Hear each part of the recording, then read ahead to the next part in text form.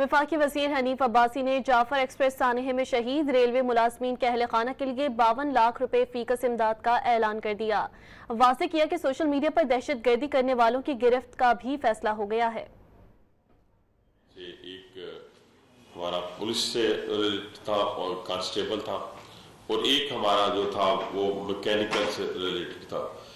یہ دو ہمارے شہید جن کو ہم خراج تحسین بھی پیش کرتے ہیں، اور ان کے لیے جو ریلوے کا پیکج ہم نے اناؤنس کیا ہے وہ 52 لاکھ ایچ ہے، ہم ان کو دیں گے، اور اس کے بعد انشاءاللہ تعالیٰ کوشش کریں گے ان میں سے اگر کوئی بچہ ان کا ہے تو اس کو ہم سروس میں کنٹینیو کرا سکیں۔ سوشل میڈیا کے حوالے سے جہاں جہاں سے پروپیگنڈا ہوا ہے، باہر بیٹھے ہوئے لوگوں کے بھی حوالے سے بھی حکمت عملی تیار ہوئی ہے، اور یہ بھی ہوا ہے کہ جنہوں نے پاکستان کے اوپر، یعنی اگر انہوں نے حملہ کیا ہے اپنی بندوقوں کے ساتھ اور سوئسائڈ جیکٹ کے ساتھ، تو انہوں نے بھی تو سوشل میڈیا کے ذریعے پاکستان پہ ہی حملہ کیا۔